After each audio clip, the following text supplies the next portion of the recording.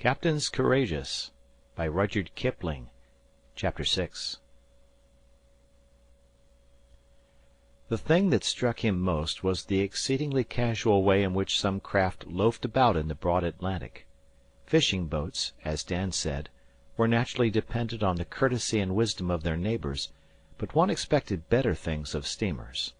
That was after another interesting interview, when they had been chased for 3 miles by a big lumbering old cattle boat, all boarded over on the upper deck, that smelt like 1,000 cattle pens.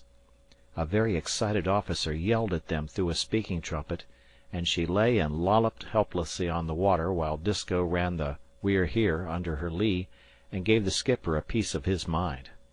"Where might ye be, eh? Ye don't deserve to be anywheres. You barnyard tramps go hoggin' the road on the high seas with no blame consideration for your neighbors, and your eyes in your coffee cups instead of your silly heads." At this the skipper danced on the bridge, and said something about Disko's own eyes. "We haven't had an observation for 3 days. Do you suppose we can run her blind?" he shouted. "Well, I can," Disko retorted. "What's come to your lead? Et it?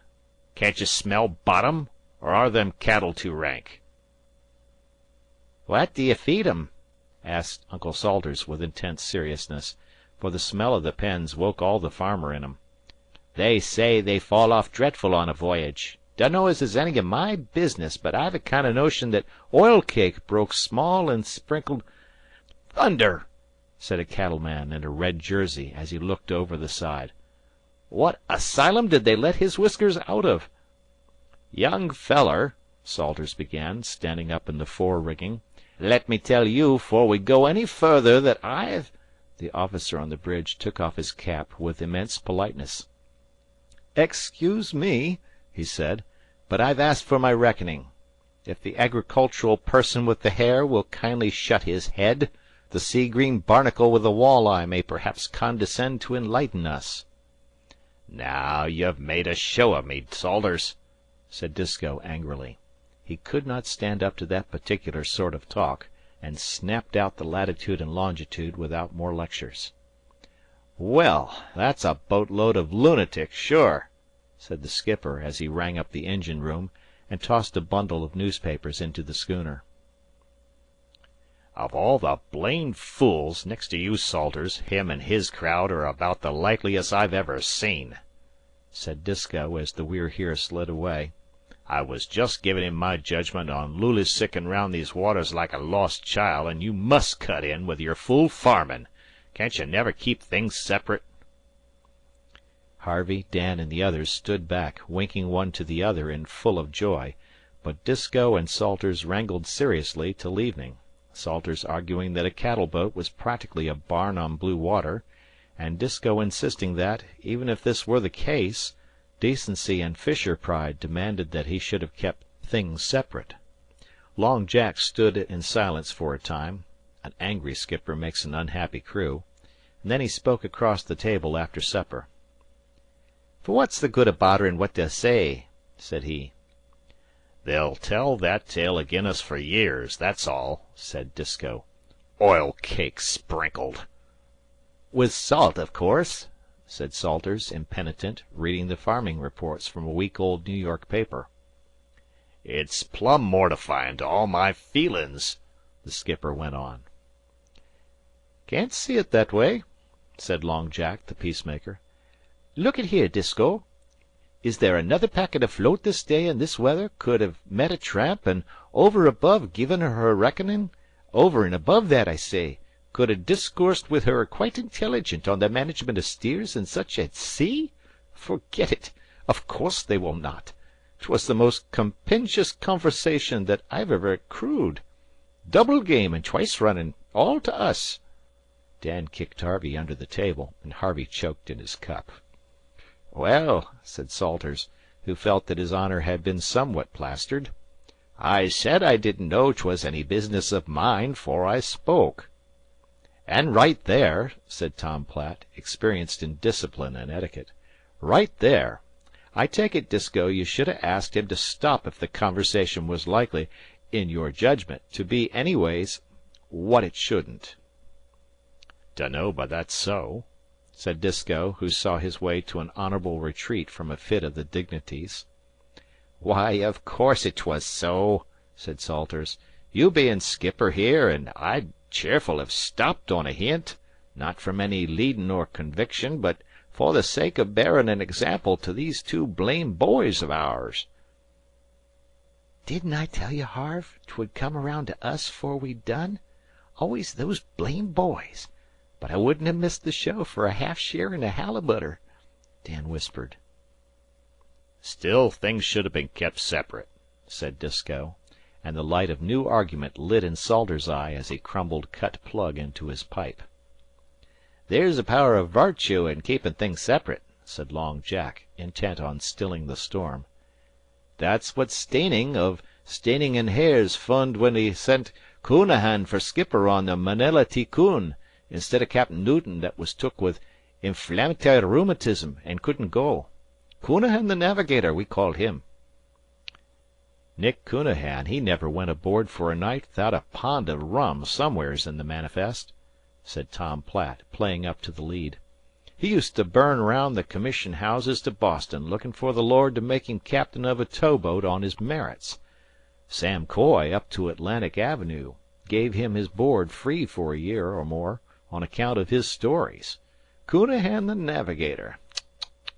Dead these 15 year, ain't he? 17, I guess. He died the year the Caspar McVeigh was spilt, but he could never keep things separate. Staining took him for the reason the thief took the hot stove, because there was nothin' else that season. The men was all to the banks, and Counahan he whacked up an everlastin' hard crowd for crew. Rum! You could have floated the Manila, insurance and all, in what they stowed aboard her. They left Boston Harbor for the Great Grand Bank with a roarin' northwester behind 'em, and all hands full to the bung.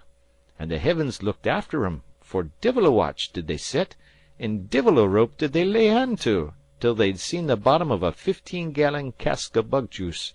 That was about 1 week, so far as Counahan remembered. If I could only tell the tale as he told it. All that while the wind blew like old glory, and the Manila, it was summer, and they give her a foretopmast, struck her gait and kep it.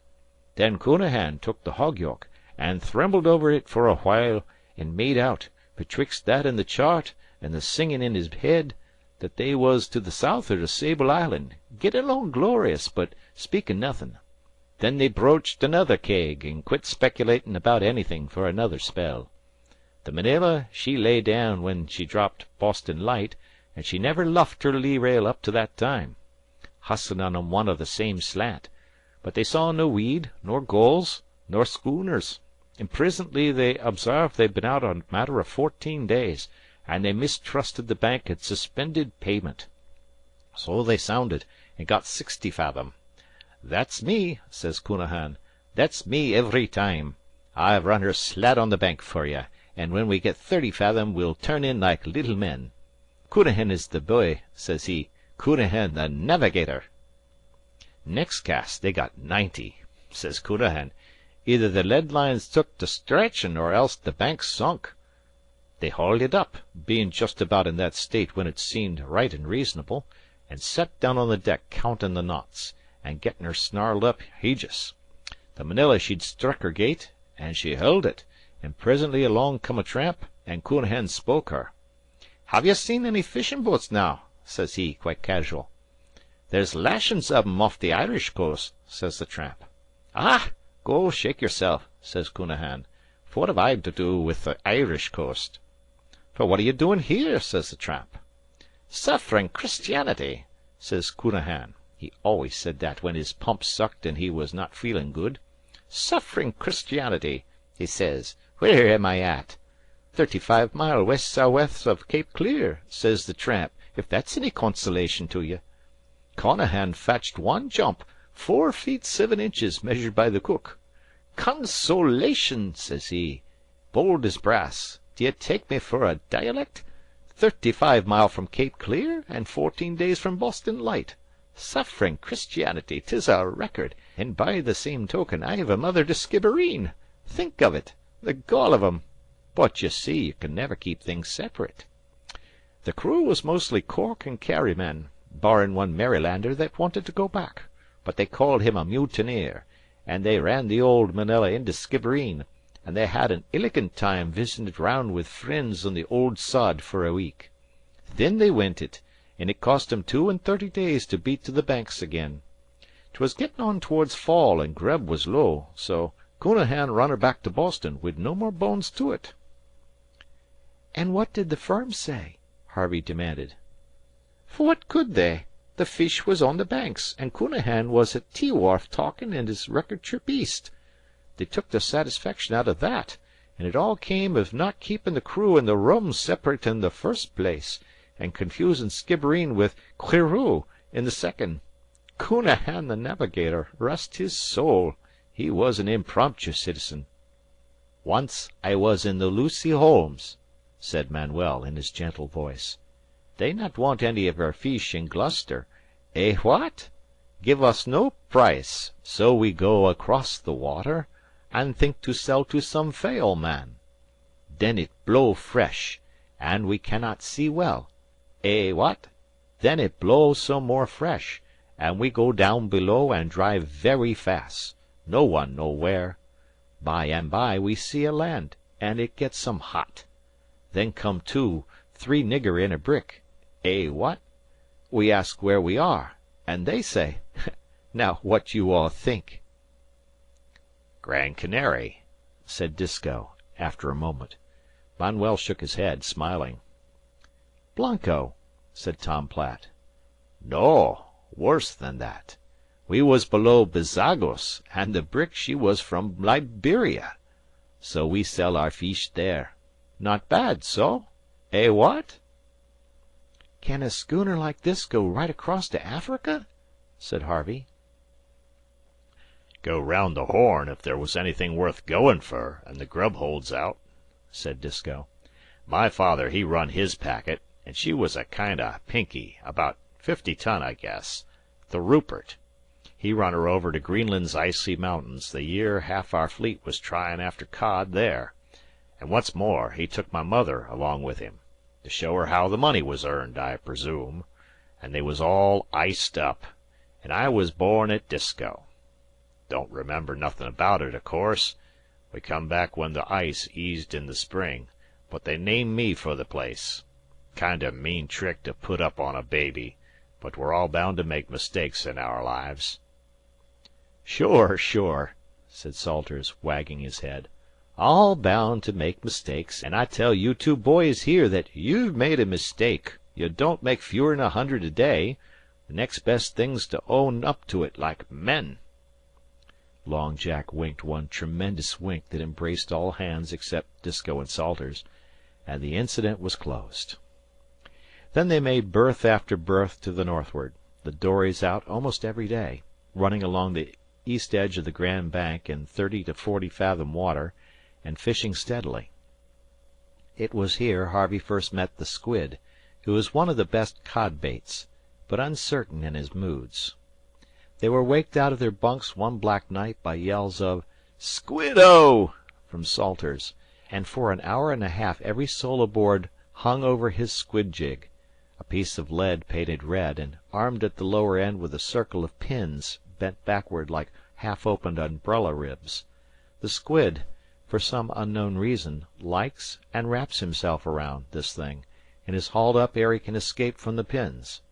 But as he leaves his home he squirts first water and next ink into his captor's face, and it was curious to see the men weaving their heads from side to side to dodge the shot.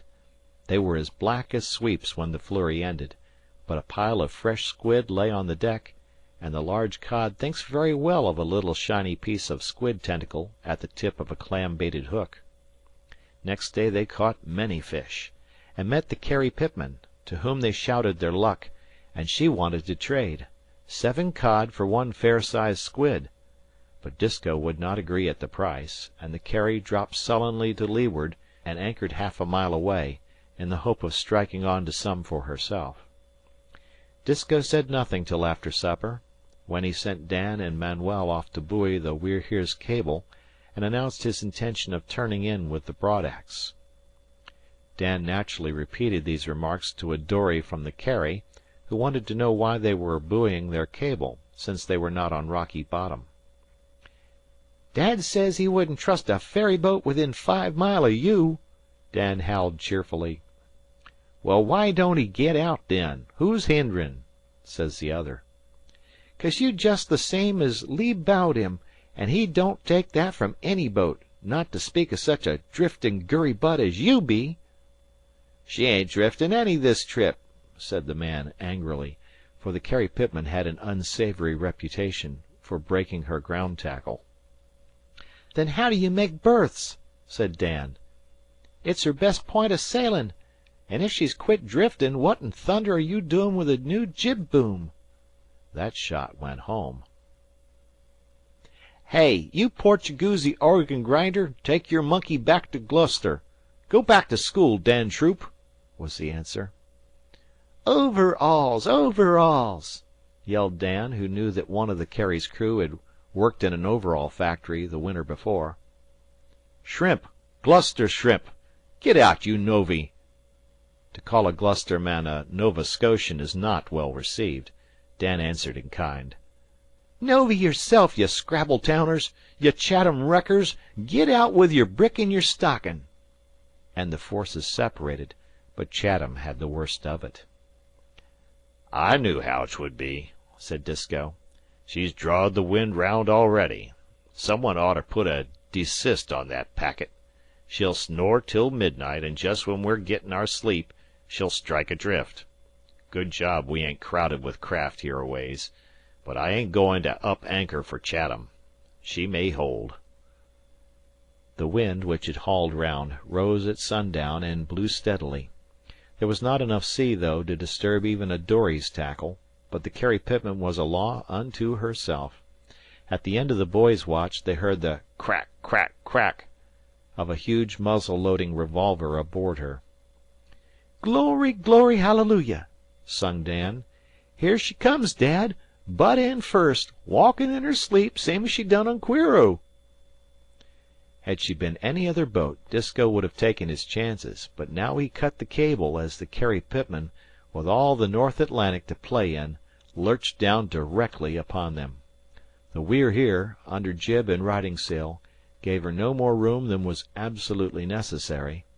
Disko did not wish to spend a week hunting for his cable, but scuttled up into the wind as the Carrie passed within easy hail, a silent and angry boat, at the mercy of a raking broadside of banked chaff.